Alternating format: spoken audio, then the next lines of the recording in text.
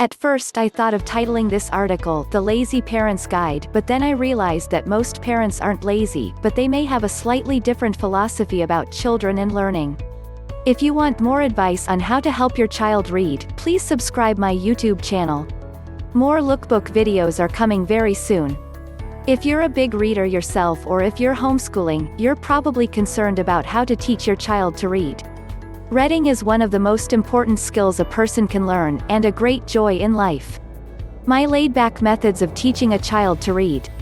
1. Be a reader yourself. Children naturally want to copy adult behavior. If your kids see you often with your nose in a book, they will probably begin to wonder what is so interesting about this activity. 2. Read to your kids.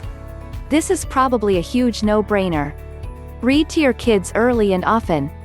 And don't read in order to teach your child how to read. I believe that the best way to teach your child to read is to not teach your child to read. Read to your child because you enjoy it and it's fun. Some forward-thinking education experts believe that the teaching of reading is mostly what prevents reading. After all, don't adults read as a means to an end? Because they want to learn something or because they enjoy the act of reading? 3. Don't worry so much.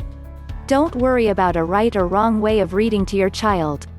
If your preschool-age child isn't interested in books yet, or won't sit still for more than 30 seconds to finish a story, don't fret.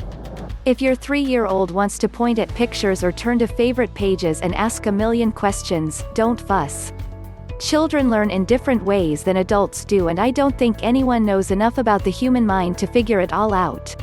Make reading together pleasant, not stressful. And don't worry about how old your child is when they learn to read. If they're reading at 3 or at 8, studies show that it makes little difference in their intelligence or ability by the time they reach middle school. 4. Pick topics that interest your child. My oldest son's interest in reading really skyrocketed when we started the series of Unfortunate Events books by Lemony Snicket. We would sit for hours and read aloud together when he was only 5 or 6. Visit Lemony Snicket's series of Unfortunate Events for more information about these books. These books were technically above his age level, but I advise you to forget all that. John Holt, the legendary educator and author, has been quoted as saying, "It's nice to have children's books, but far too many of them have too much in the way of pictures."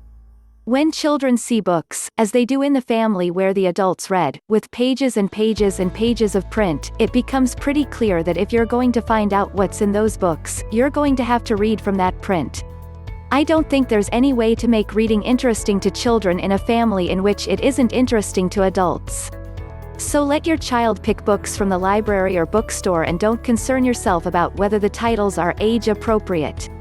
Above all, have fun snuggling up with your child and enjoy reading together. Click the link in the description below. If you like the video, then give the thumbs up, and share it with your friends. Don't forget to subscribe my YouTube channel for more information. I love you as I love myself. Thanks for watching, have a nice day.